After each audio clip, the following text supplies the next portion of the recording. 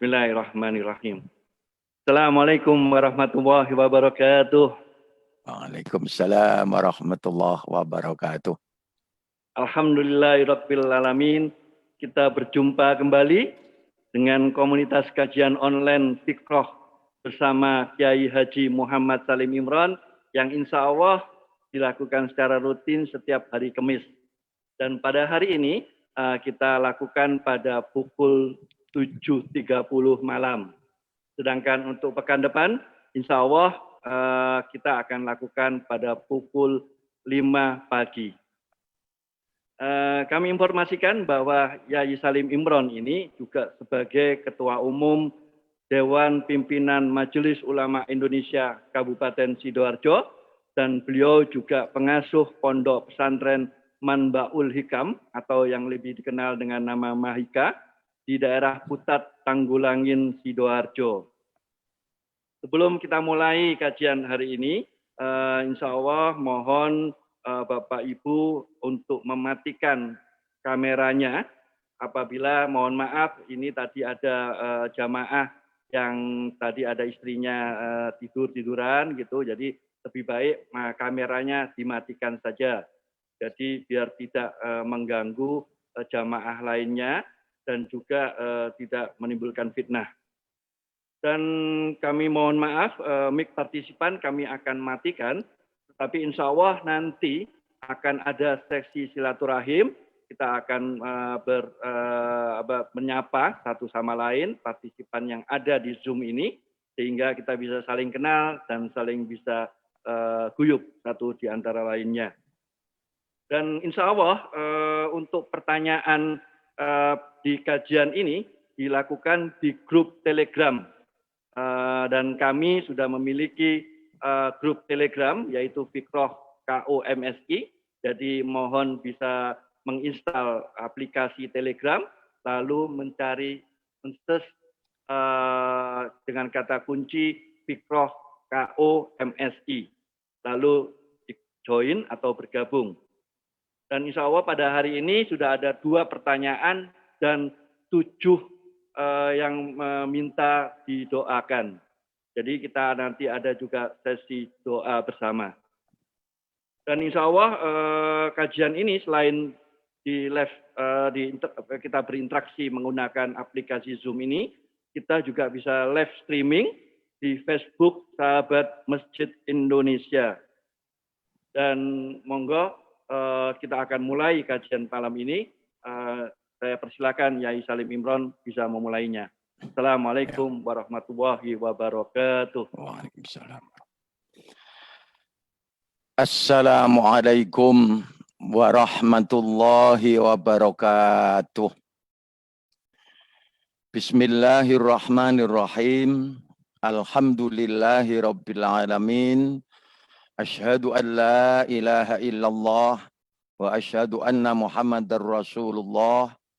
Allahumma salli wa sallim wa barik ala sayyidina Muhammad wa ala alihi wa ashabihi ajma'in.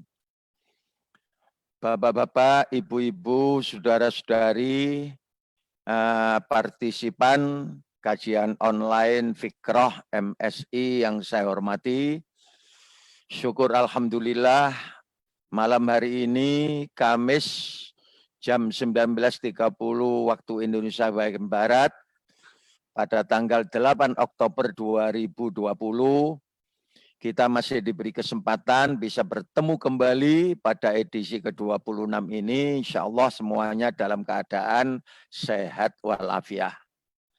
Lebih dahulu seperti biasa mari kita memohon hidayah kehadirat Allah sambil bersama-sama membaca Ummul Kitab dengan harapan agar apa yang kita bahas, kita kaji malam ini membawa manfaat serta maslahah fid dunya wal akhirah.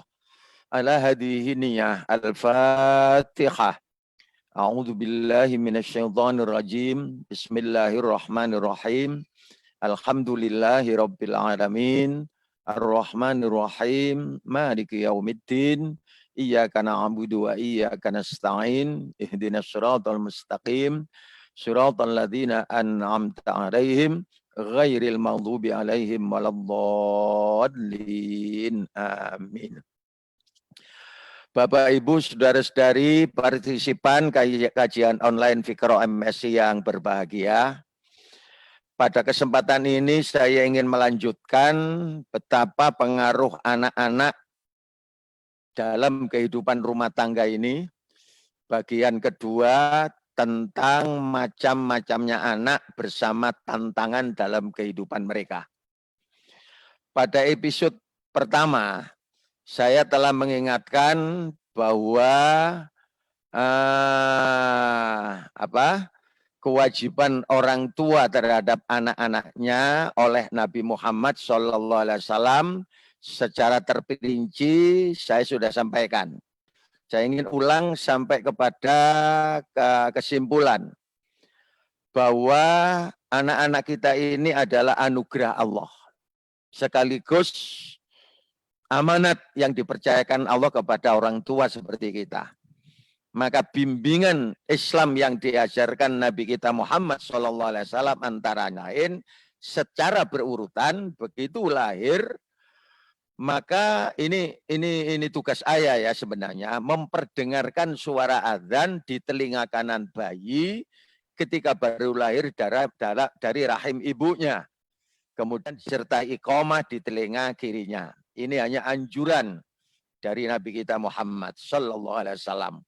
Kemarin sudah saya ingatkan, ibarat kaset yang masih fitrah, yang masih bersih, maka diharapkan suara pertama yang terekam dalam jiwa anak adalah lafzul jalalah, kalimat tauhid, Allahu Akbar, dan la ilaha illallah. Kemudian kalau memang ada, Nabi menganjurkan membasahi bibir bayi yang baru lahir dengan madu. Karena madu di dalam Al-Quran oleh Allah disebut ada obat. Yang ketiga, kalau seumur 7 hari, orang tuanya mampu, dianjurkan menyembelih akikah bersama dengan menggunting atau mencukur rambut sang bayi, sekaligus memberi nama yang baik. Ini bagi orang tua yang ada kemampuan secara finansial. Yang keempat, memberikan pendidikan Alkitab. Bisa mulai baca tulis sebagai pembuka dari ilmu pengetahuan, bisa juga adab, tata krama, sopan santun dalam pergaulan hidup. Agar nanti anak-anak ini berkembang punya moralitas yang baik. Yang kelima, mengajarkan ilmu pengetahuan. Mulai dari dasar baca tulis sampai berbagai macam disiplin ilmu pengetahuan yang disesuaikan dengan perkembangan zamannya. Sekaligus mengajarkan Alkitab, Al-Quran. Maka naif kalau kemudian keluarga muslim punya anak muslim-muslimah tidak bisa membaca Al-Quran. Itu tanggung jawab orang tua. Karena itu sejak dini dianjurkan untuk belajar membaca Al-Quran dan kemudian seterusnya nanti kalau sudah besar mempelajari isinya. Yang keenam, memberikan bekal olahraga, keterampilan, dan pengalaman hidup. Olahraga yang disebut oleh Nabi adalah renang, keterampilan memanah, pengalaman hidup, dan yang sebagainya bisa kendaraan. Itu semuanya sudah awal oleh Nabi diingatkan kepada sang ayah agar membekali masa depan anaknya, sehat fisik, sehat rohani, kemampuan ada, dan ilmu pengetahuan mencukupi. Yang tidak kalah pentingnya diingatkan oleh Nabi adalah membekali anak-anak cucu ini dengan rizki yang baik, yang halal. Karena pengaruhnya besar untuk keselamatan hidup anak cucu sejak di dunia sampai di akhirat nanti. Maka kewajiban terakhir dari orang tua khususnya ayah kepada anak menurut apa yang dibimbingkan oleh Nabi kita Muhammad SAW adalah mengawinkan, menikahkan anak ketika sudah dewasa. Kalau laki-laki ya seyogyanya dicarikan gadis perempuan yang memadai, yang kufu. Kemudian kalau perempuan tentu yang juga memadai. Begitu orang tua menikahkan, seolah-olah kewajiban terakhir sudah tuntas, plong sudah. Tetapi yang diingatkan oleh agama, bahwa hubungan batin antara ayah ibu dengan anaknya tidak akan bisa terputus di dunia kecuali dengan wafat, dengan mati. Maaf, bapak ibu bisa berpisah, suami istri bisa berpisah, tapi hubungan antara ayah ibu dengan anak-anaknya tidak bisa diputus menurut ajaran agama. Oleh karena itu diingatkan oleh Allah dan Rasul-Nya agar senantiasa orang tua mendoakan kebaikan untuk anak cucu. Begitu juga anak cucu diharapkan, dianjurkan juga mendoakan kebaikan untuk orang tua. Saling mendoa, itulah yang tidak bisa dihindarkan dalam kehidupan rumah tangga yang Islami. Nah, setelah ini ditunaikan, ternyata perkembangan anak-anak ini kemudian macam-macam. Karena itulah anak manusia, saya sudah ingatkan, adalah anugerah, fadl, pemberian Allah Subhanahu wa Ta'ala kepada umat manusia, siapapun orangnya, tanpa peduli manusianya beriman kepada Allah atau kufur kepada Allah. Anak-anak ini adalah nikmat sekaligus amanah sebagai anak kita, orang tua. Diingat itu, mari. Kalau kita sadari bahwa keluarga tidak bisa mencapai kebahagiaan yang sempurna tanpa anak, maka anak di sini adalah nikmat. Kalau kita sadari kemarin bahwa Allah lah yang menentukan anak ini jenis laki, perempuan, kembar, dan seterusnya, atau sama sekali tidak diberi anak, itu adalah bukti ini adalah amanah.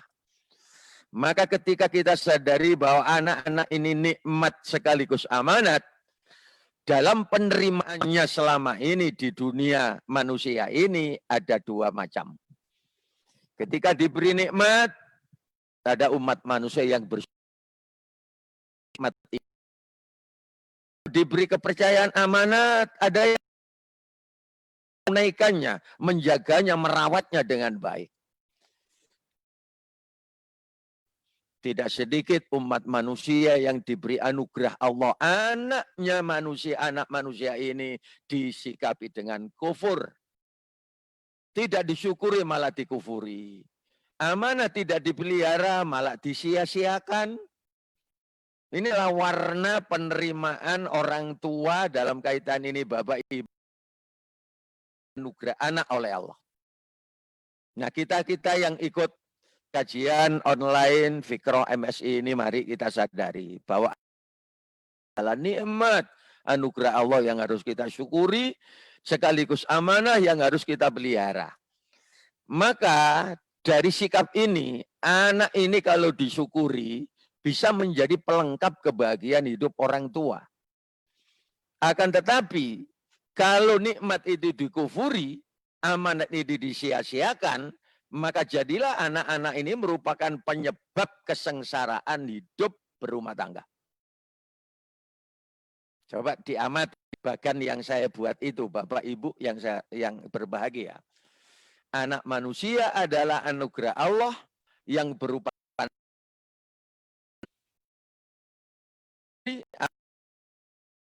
maka anak-anak ini mengantarkan kebahagiaan hidup rumah tangga secara lengkap.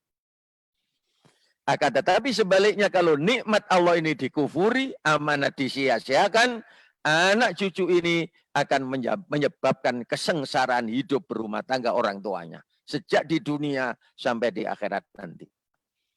Karena itulah saya katakan anak-anak ini mata dua. Satu sisi bisa mengantarkan kebahagiaan hidup rumah tangga orang tuanya, tapi di sisi yang lain bisa menyebabkan kesengsaraan hidup rumah tangga orang tuanya. Karena itulah agama pesan sungguh-sungguh agar diperhatikan. Nah, Nabi sudah mengingatkan bahwa kullu mauludin yuladu alal fitrah. Setiap bayi yang lahir itu posisinya dalam keadaan fitrah. Suci, bibit Islam itu sudah dibawa dari sudah datang dari sononya. Maka Nabi selanjutnya mengatakan tergantung perkembangan lingkungannya. Warna. Sehingga menurut teori pendidikan, perkembangan anak manusia itu banyak dipengaruhi oleh keadaan keluarga. Yang kedua, dipengaruhi oleh dunia pendidikan yang diterimanya. Yang ketiga, oleh lingkungan di mana anak-anak hidup. Sejak lingkungan skup kecil, keluarga, sanak famili, kemudian RT RW, kemudian pergaulan lingkungan lebih luas lagi. 3 yang membentuk watak pribadi perkembangan anak-anak. Ini dalam dunia pendidikan disebut tripusat pendidikan. Kalau memang keluar, seperti halnya sudah kita bicarakan pada saat bab munakahat pernikahan, bapaknya soleh, ibunya solihah, penuh rasa cinta, kasih dan sayang, agamanya juga kuat, ini namanya keluarga baik. Dititipkan di dunia lembaga pendidikan formal maupun non formal yang baik pula. Walaupun 90% dunia pendidikan itu kita katakan baik. Tapi adalah satu hal yang memang mungkin ada pendidikan yang tidak baik. Maka kalau keluarganya kondisinya baik, rukun, tenang, tentram, damai, bahagia, pendidikannya juga menunjang metode didaktik di dunia pendidikan itu juga baik, materinya sesuai dengan perkembangan zaman, ini berarti pendidikannya baik. Setelah pulang dari lembaga pendidikan, bergaul di lingkungan keluarga, masyarakat RTW-nya juga lingkungan yang baik. 3 tripusat pendidikan ini keadaannya baik, maka dalam Al-Quran surat Ali Imran Allah memberikan gambaran wa ambataha nabatan hasanah. Anak-anak ini akan berkembang dengan baik. Ini yang pengembangan anak-anak itu. Ayat 37 surat itu menceritakan ibunya Nabi Isa Al-Masih. Maryam itu surat Al-Fatihah, surat Al-Baqarah, surat Al-Imran itu menceritakan keluarga Imron ini. Tapi tidak ada salimnya, Pak Najib. Pak Oni, Imron. Imron ini pupunya Nabi Zakaria, saudara Misan. Istri kedua Imron dengan Zakaria itu bersaudara. Pripen itu. Nah, istrinya Imron ini sudah lama tidak, suami ini bernadar. Kalau satu ketika nanti dikehendaki anak kandung, maka kedua calon orang tua itu bernadar akan menyerahkan anaknya di lembaga pendidikan yang diasuh oleh saudara iparnya Nabi Zakaria. Begitulah akhirnya dikehendaki oleh Allah, istrinya Imron yang bernama Hannah kalau tidak salah ini hamil, beliau nadar. Ternyata lahir perempuan. Maka yang dibayangkan anak laki-laki, lahir Maryam itu tetap dinadarkan, akhirnya diserahkan kepada lembaga pendidikan yang diasuh oleh Nabi Zakaria. Nah, Allah kemudian memberikan gambaran satu kalimat, itu dari keluarga baik-baik, diserahkan di dunia pendidikan asuhan Nabi Zakaria, pendidikannya baik, setelah besar hidup di lingkungan Masjidil Aqsa, lingkungannya menggambarkan wa ambataha nabatan hasanah. Berkembanglah Maryam dengan perkembangan anak sampai perawan menjadi perempuan yang baik. Inilah kemudian diserap oleh dunia pendidikan.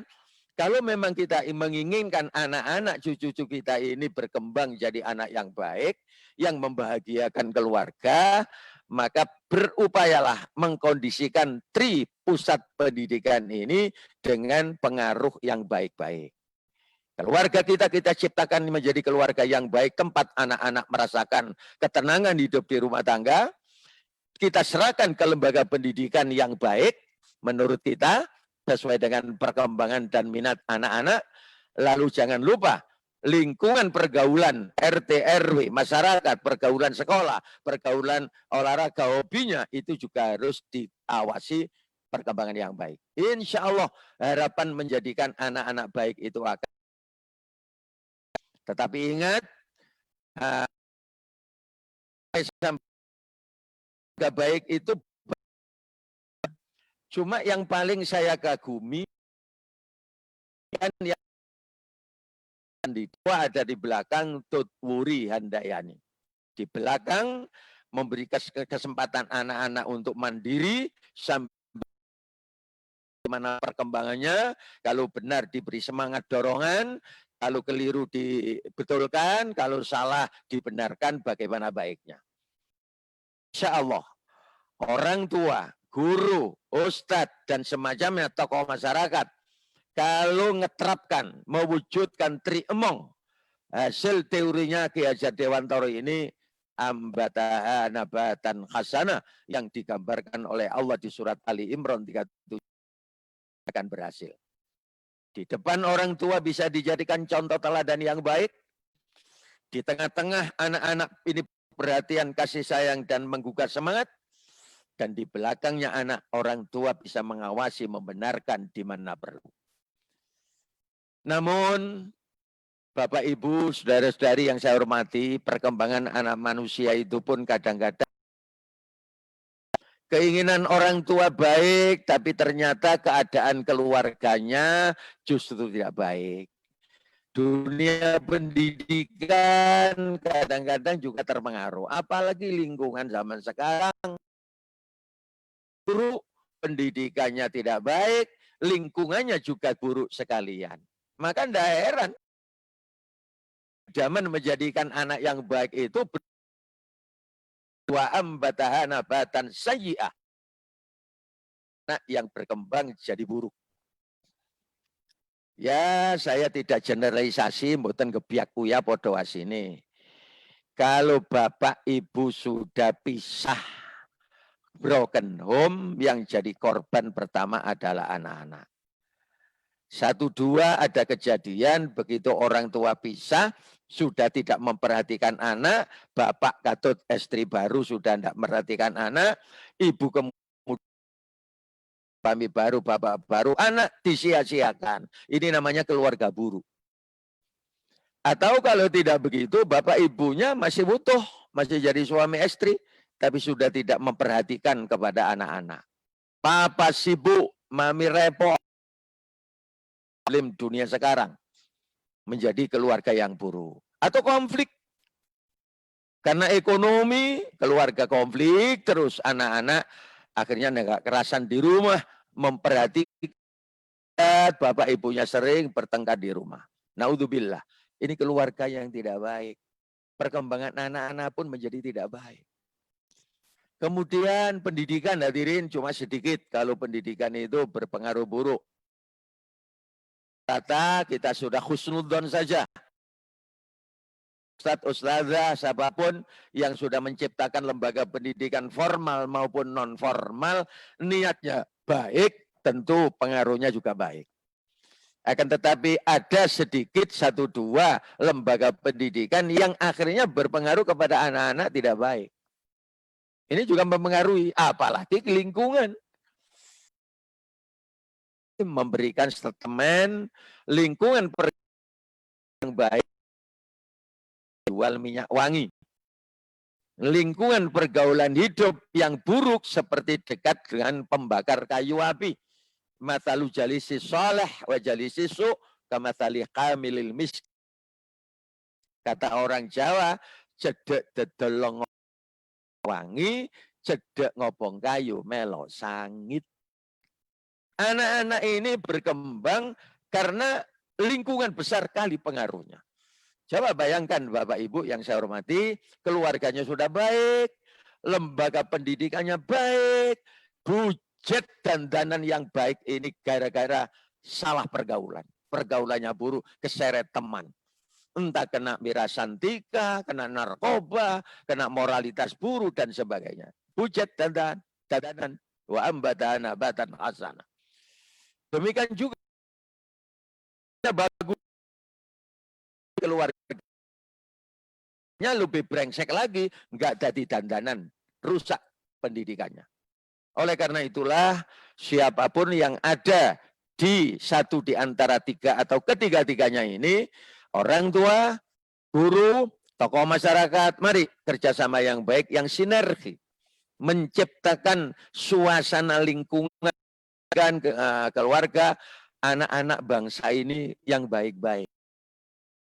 Rumah tangga anaknya sudah baik, RT generasinya baik, RW-nya baik, desanya baik, kecamatannya baik, kabupatennya baik, bangsa Indonesia yang besar ini pun masa depannya akan terus survival. Anak muda sekarang akan mengganti Rijalul Qad. Tumpuan harapan masa depan kita adalah di anak-anak ini. Itulah mengapa saya pakai label betapa besar pengaruh anak-anak dalam kehidupan rumah tangga kita. Bisa menjadikan penyebab kesengsaraan rumah tangga, tapi juga bisa mengantar keluarga dunia sampai akhirat nanti. Jamaah sekalian yang saya hormati, kita lihat firman Allah di Al-Quran sebagai atau selaku yang menciptakan manusia.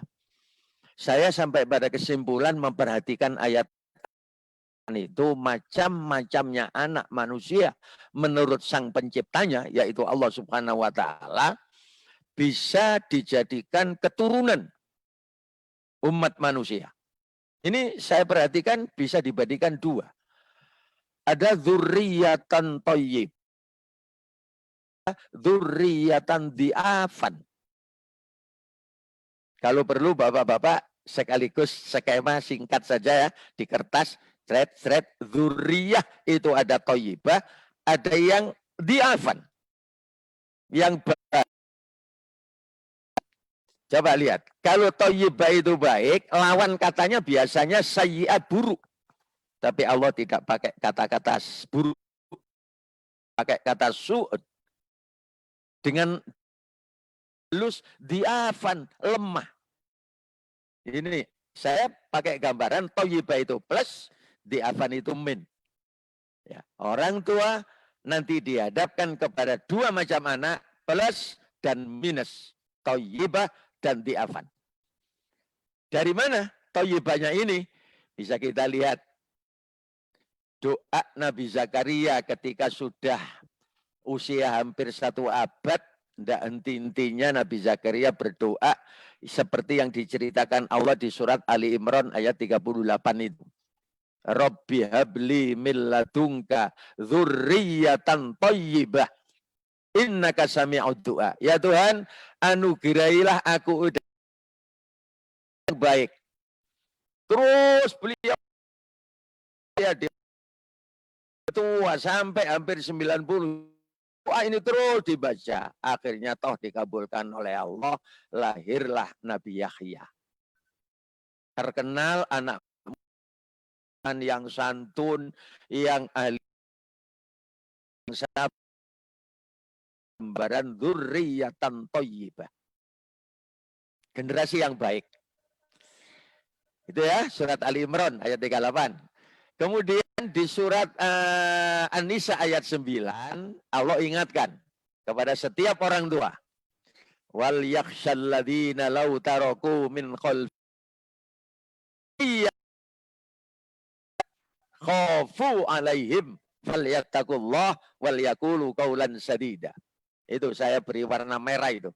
Dzurriyyatan di'afan, generasi lemah. Demanya coba dilihat. Hendak pada takut nanti anak di belakang hari lemah. Allah kesempatan yang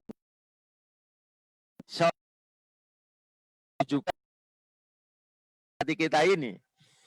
Hendaknya takut nanti meninggal dunia, cucu kita ini menjadi keturunan yang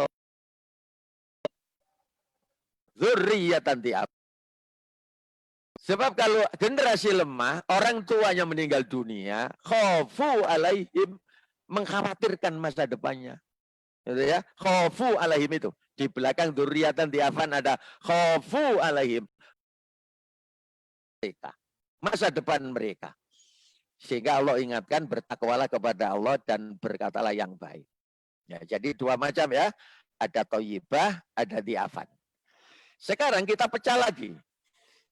Thayyibah ini ternyata di ayat-ayat Al-Quran juga dibagi ada dua macam.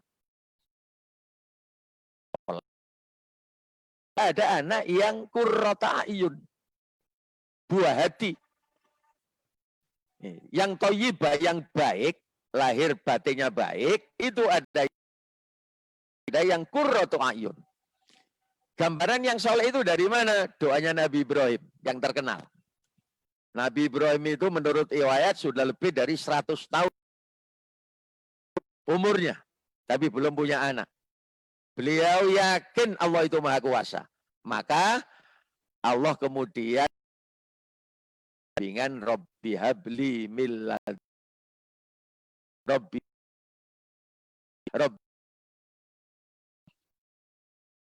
ya Tuhan lah kepada termasuk yang baik. Loh apa bedanya thayyib dengan soleh? Baik, tapi soleh mesti baik. Secara fisik sehat, terampil, kemampuannya baik. Tapi belum tentu soleh. Belum tentu beribadah kepada Allah. Belum tentu berbakti kepada orang tua. Ya, baiknya keterampilan, ilmu pengetahuannya, tapi belum tentu soleh. Maka Nabi Ibrahim, Rabbi habli minas sholihin, ya Tuhan, anugerahkanlah kepadaku anak-anak yang termasuk golongan orang-orang yang soleh-soleh. Dikabulkan oleh Allah, lahir Nabi Ismail dari ibu Hajar. Dari Nabi Sol dan Nabi Ishak, lahir Nabi Yakub, lahir Nabi Yusuf, lahir Nabi-Nabi di kalangan. Semuanya itu sampai berakhir di Nabi Isa. Sedangkan Nabi Ismail, anak keturunannya tidak ada yang dipilih jadi nabi, tapi penutup lahirlah Nabi kita Muhammad SAW. Barokah doanya Nabi Ibrahim, Rabbi habli sholihin, keluarga Nabi Ibrahim itu dianggap sebagai keluarga yang min jumlatis sholihin. Itu bayangannya antara thayyibah dengan soleh. Lalu yang kedua, Bapak Ibu sekalian, dzurriyah yang thayyibah, di samping ada yang soleh, ada yang qurratu a'yun, cenderamata, buah hati. Ini termaktub dalam surat Al-Furqan ayat 74 itu. Doa yang diajarkan oleh Allah kepada Nabi kita Muhammad SAW. Rabbana hablana min azwajina wa dzurriyyatina qurrata a'yun waj'alna lil muttaqina imama. Ya Tuhan, dari istri-istri kami qurrata a'yun, cendera hati yang bisa menyejukkan hati orang tua. Itu gambaran qurrata a'yun. Waj'alna lil muttaqina imama. Coba lihat dan istri kepada kami, istri-istri kami dan keturunan kami sebagai cenderamata kami, penyejuk hati kami, buah hati kami. Nah, ini qurrata a'yun. Alangkah bahagianya Bapak Ibu kalau keluarga kita, keluarga muslimin ini dikaruniai oleh kan segitiga sama sisi ini. Thayyib, soleh, qurrata a'yun. sudah anaknya itu sehat walafiat jasmani rohaninya, ya, keterampilan ilmunya, amal dan hasilnya bisa menyenangkan, membangun. Ini idaman setiap orang tua muslim muslimat menjadi anak punya segitiga sama sisi. Roda ayun. Mudah-mudahan kajian online Fikro MS karuniai anak cucu seterusnya dzurriyyah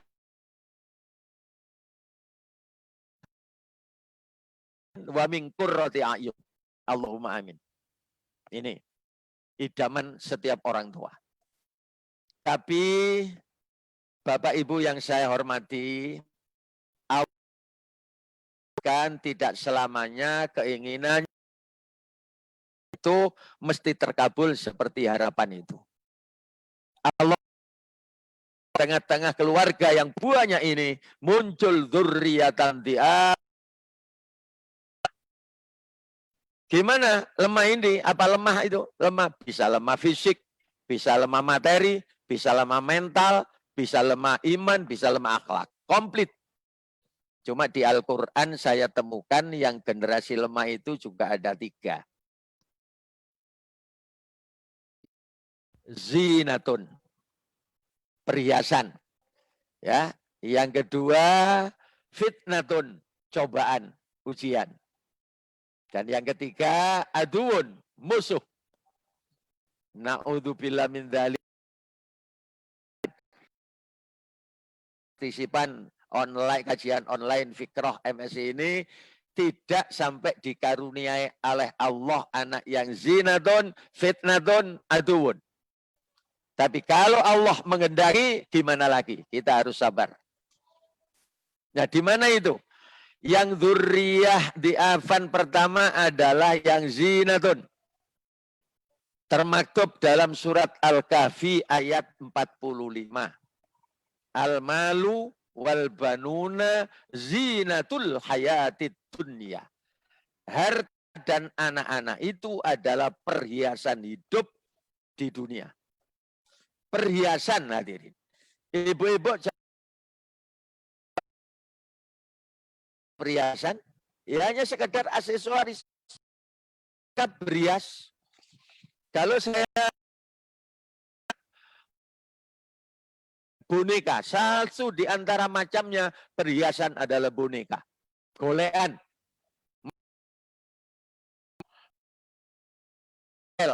Boneka tetap boneka. Untuk main-main. Main rata-rata anak-anak itu belenger, bosan. Nasibnya buruk, dibuang ke sampah. Kalau nasibnya baik, diambil oleh ibunya, diletakkan di bupet kamar tamu. Pertanyaan saya, apa fungsinya di bupet kamar tamu? Orang mengatakan sekedar hanya hiasan.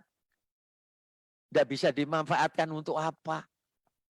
Anak-anak itu kadang-kadang ada yang berkembang seperti itu. Kapan? Satu di antara penyebabnya karena terlalu cintanya, sayangnya. Sayang anak bagi orang tua itu wajar, naluri, fitrah. Tapi kalau berlebih-lebihan, efek negatifnya nanti ke belakang, anak akan menjadi seperti zinatul hayati dunia. Dimanjakan berlebih, dibela oleh orang tuanya, minta apa saja dituruti tanpa buruk.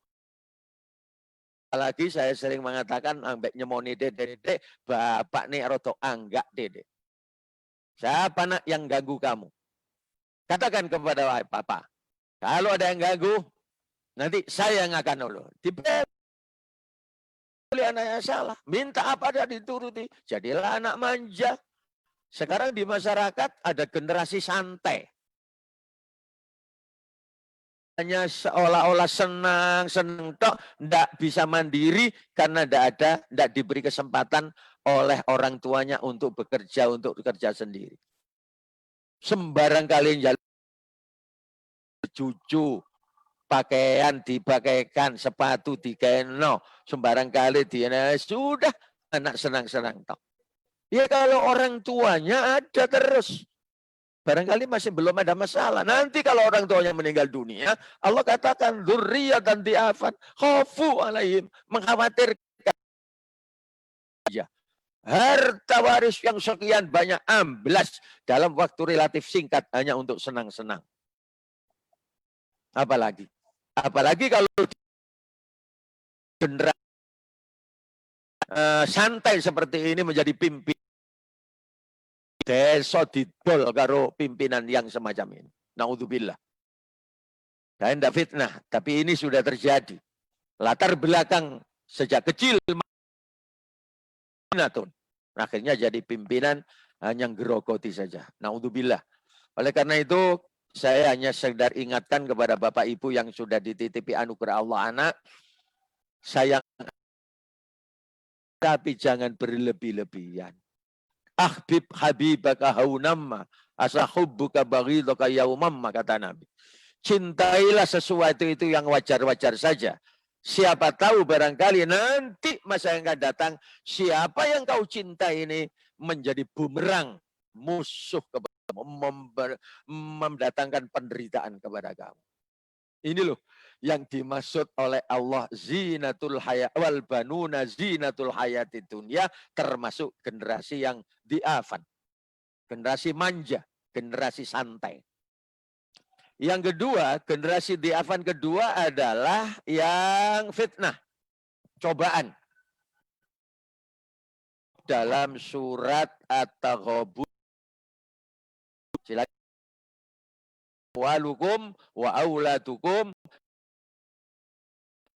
sesungguhnya lah harta-harta kalian dan anak-anak kalian itu hanyalah cobaan, ujian. Orang tua dicoba karo anak. Bapak dengan ibu sering bertengkar gara-gara saling kemudian nggak nyapa sama tetangga karena anak. Bondo diorot-orot, anak lagi. Urusan Pak Desa Walura, urusan anak. Urusan polisi, anak.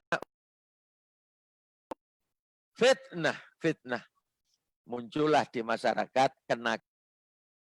anak nakal, pemuda, banyak sebabnya.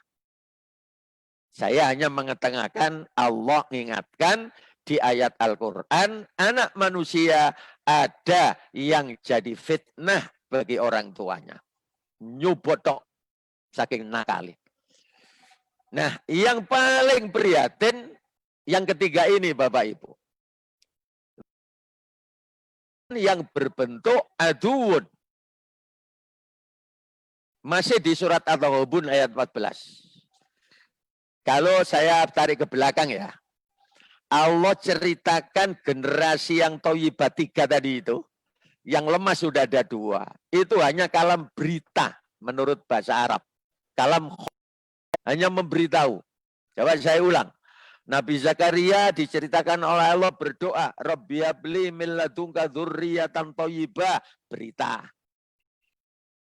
Doa Rabbi habli minas sholihin, minta anak. Nabi Muhammad diajari Allah, Rabbana hablana min azwajina wa dzurriyyat, berita. Tadi itu baru saja kita bicarakan anak yang lemah. Apa tadi? Al-mal wal banuna zinatul hayatid dunya. Harta dan anak-anak ini ada yang merupakan perhiasan hidup. Innama amwalukum wa auladukum fitnah. Sesungguhnya lah anak-anak ini ada yang jadi fitnah, cobaan, berita. Tapi khusus yang ketiga ini aduun, orang mukmin yang dipanggil oleh Allah. Ya ayyuhalladzina amanu. Wahai orang-orang yang beriman, inna min azwajikum, sesungguhnya di antara istri-istri kamu sekalian, wa auladikum lakum, ada yang dari musuh kepadamu. Fakhdaruhum, hati-hati menghadapi mereka. Wahai orang-orang yang beriman, sesungguhnya di antara istri-istri kalian dan anak-anak kalian ada yang menjadi musuh bagi kalian. Bisa bapak memusuhi anak, bisa ibu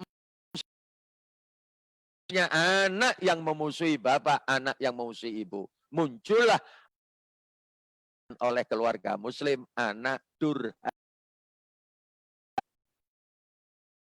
Ini perkembangannya kompleks Bapak Ibu. Untuk itu cobalah anak-anak kalau memang mengikuti kajian online.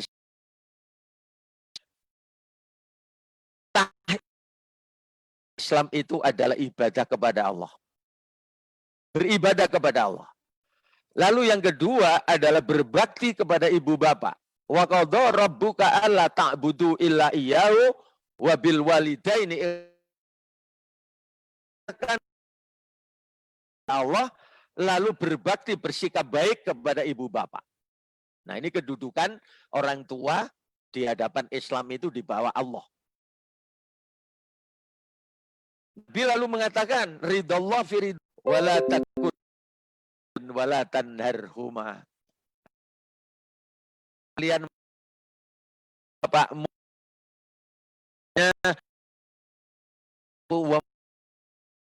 kali apalagi jangan membentak, ngomong cisai gak oleh. Durhaka yang paling kecil dilarang oleh Allah. Masyarakat tidak banyak, tapi fenomena memusuhi orang tua sekarang tingkatnya sudah besar sekali. Bukan hanya nyentak, nyenggerok, misui orang tua di Surabaya. Apa itu? Mukul orang tua, membunuh orang tua sudah sering terjadi. Masya Allah, orang tua. Oleh karena itu, mari hati-hati. Sekali lagi hati-hati.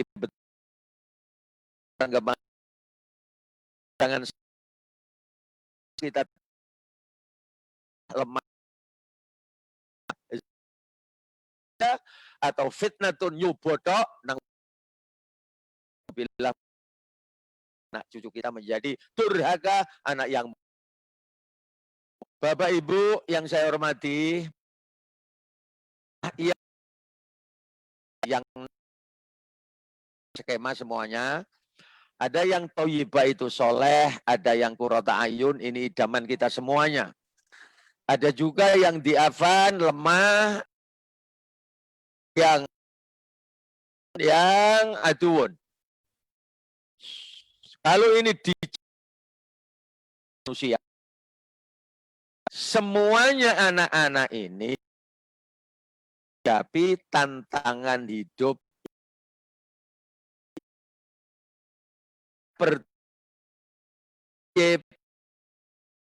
pun baik, itu soleh, buah hati, ataukah lemah, yang manja, yang godoh, yang musuh, menghadapi tantangan kehidupan ke depan itu sama, tidak ada beda.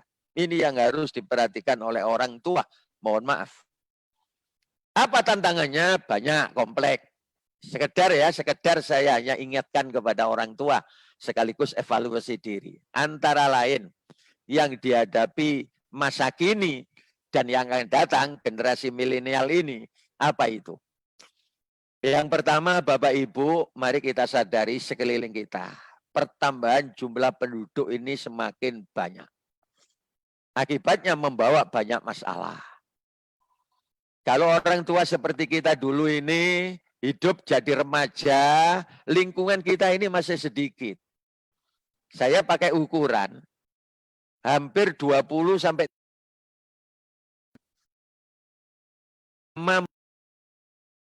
menggambarkan jumlah penduduk Indonesia. 10 penduduk Indonesia. Ingat. Sekarang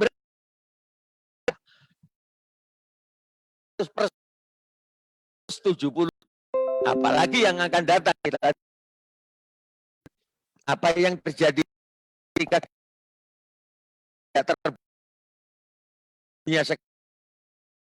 min sudah bagaimana anak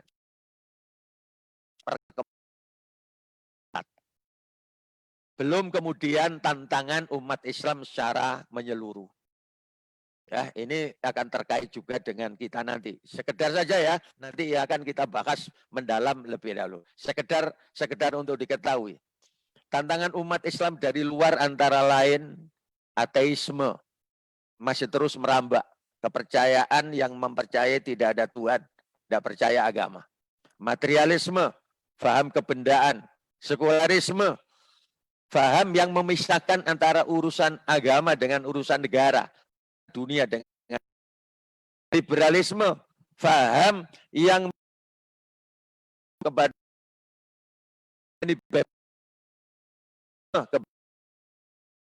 ini tapi yang dari umat Pak Ibu ya Islam akhirnya sesat. Saya pakai istilah sesat. Ada bagaimana dicuci otak supaya cinta kepada kelompoknya menyalahkan pihak lain. Muncullah radikalisme, ya, kebrutalan, kekasaran, ambivalisme, munafik, kemudian transnasional. Ini semua sekedar gambaran. Dan ini semuanya akan dihadapi secara global melalui teknologi informasi.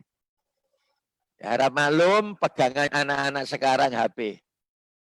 Pegangan anak-anak sekarang HP, internet, dan medsos. Semuanya ini ditumpangi oleh paham-paham pengaruh-pengaruh seperti ini. Ini yang dihadapi oleh anak-anak kita.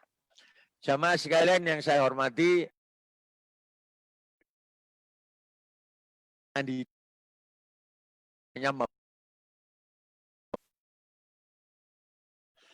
namun karena waktu sudah itu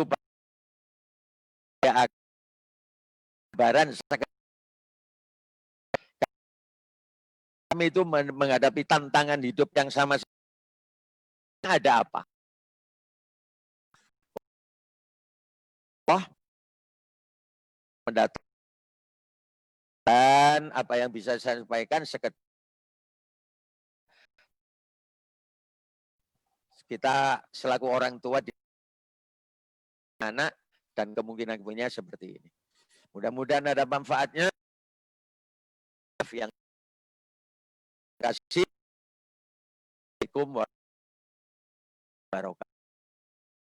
Assalamualaikum warahmatullahi wabarakatuh.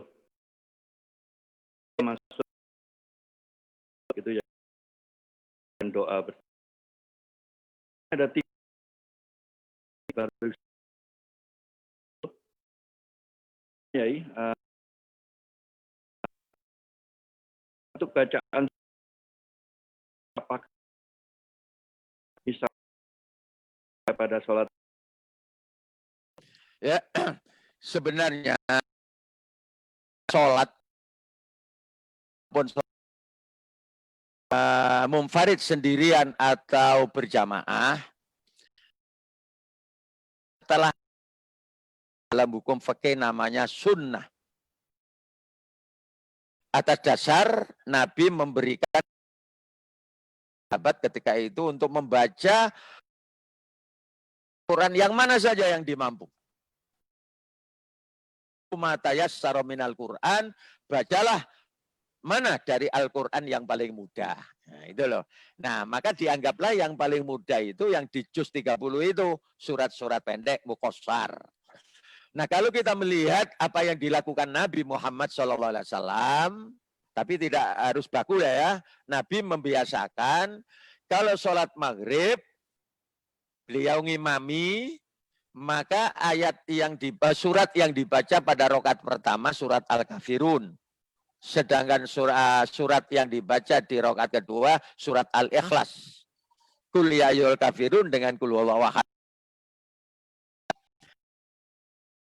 1 atin watini wa zaitun roka hal atas hal kasut itu sub yang sering kata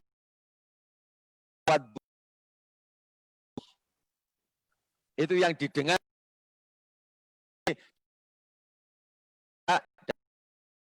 dan asa keras siapa tidak mendengar. Kemudian itu aljun sama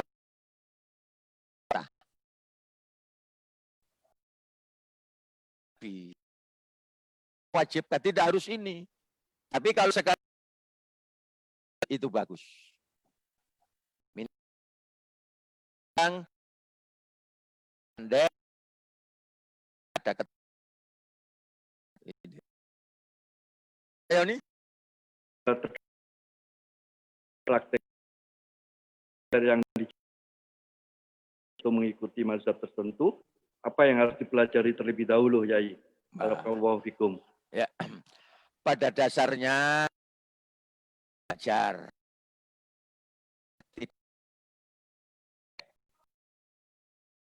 itu pemikiran ya. Kalau belajar agama Islam tentu ada bidang fikih, hukum, ada tauhid, ideologi, ada akhlak. Karena menurut Nabi, pokok ajaran Islam itu bertumpu pada iman, ihsan, Islam, ihsan. Yang akhirnya melahirkan akidah tauhid, syariah fikih, dan tasawuf akhlak. Nah ini tentu belajar ya harus menulai tingkatannya. Kalau tingkat formal kan ada SD, SMP, SMA, perguruan tinggi. Ada ibtidaiyah, sanawiyah, aliyah, sampai kepada aliyah perguruan tinggi. Itu bertingkat. Hanya adif.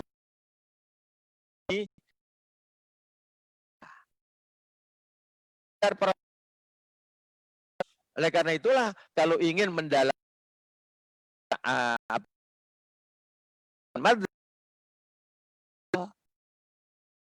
BIM belajar Syekh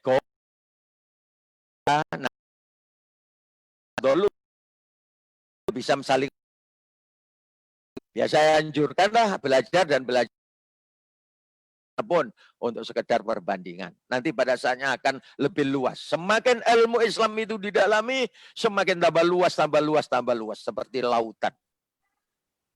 Karena itu kalau hanya belajar satu sisi, jangan-jangan nanti terkena ungkapan ibadat kata dalam tempat.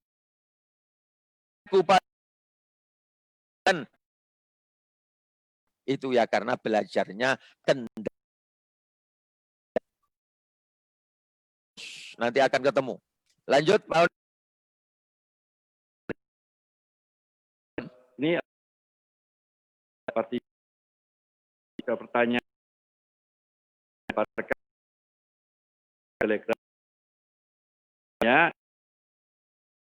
Telegram dan bergabung di grup Telegram Fikroh KOMSI. Oke, nomor 2 Yai, bagaimana tanggung jawab orang yang sudah berumah tangga berpindah dari yang depan yang ini terjadi sudah wajib ZZ itu menikahkan anak. Ketika berubah akhirat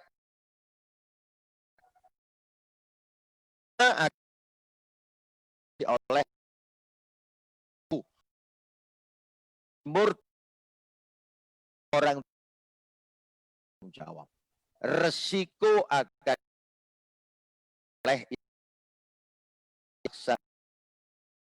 oleh kalian berbuat baik kata Allah, kebaikan itu akan kembali kepada Islam yang kita peluk sampai harga mati. Muslimin. Falaha, kalau kalian efek negatif, resiko keburukan nanti akan kembali kepada diri. Sudah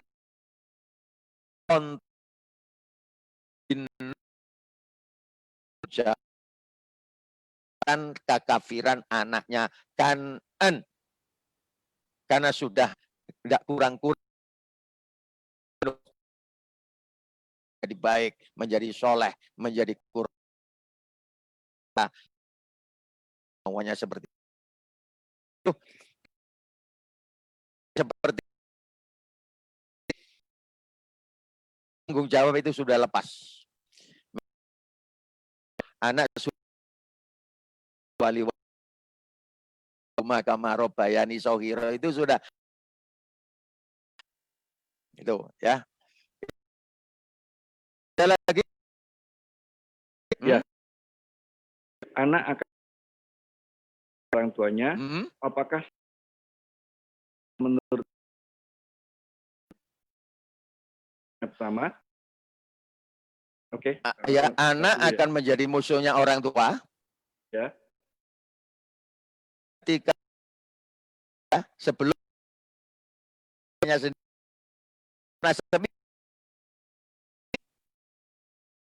pemuda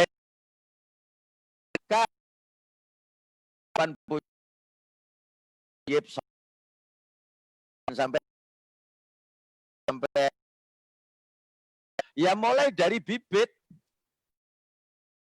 kan motivasi nikah ada 4, harta, agama. Kalau ingin pilih 4-4-nya, tapi kalau pilih satu di antara 2 agamanya. Nasab itu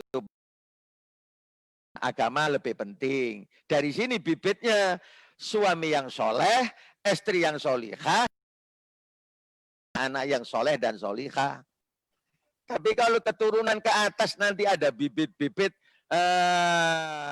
nakal, beti, musuh, maka 1%, 2% bibit itu juga akan masuk. Tergantung nanti perkembangannya. Jadi mempengaruhi Pak Oni, betul itu. Jadi pilihlah jodoh yang akhlaknya baik, yang nasabnya baik, yang agamanya baik. Nah kemudian dibimbing, itu penting. Jangan lupa, anak nakal pun, musuh pun, durhaka pun juga bisa karena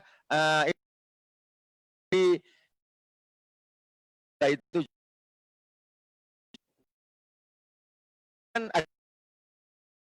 kembali mengatakan hukum karma barangkali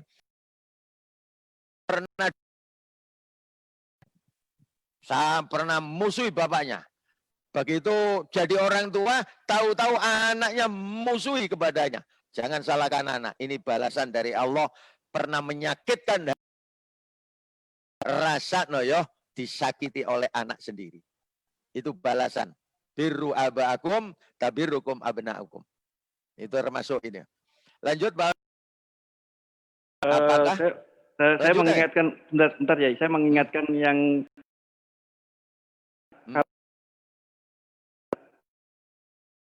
perhatikan ya, iya Pak. Jadi ada beberapa yang tadi saya yang lihat sama partisipan yang lain gitu loh. Jadi monggo yang tidak tidur-tiduran, monggo bisa dimatikan saja.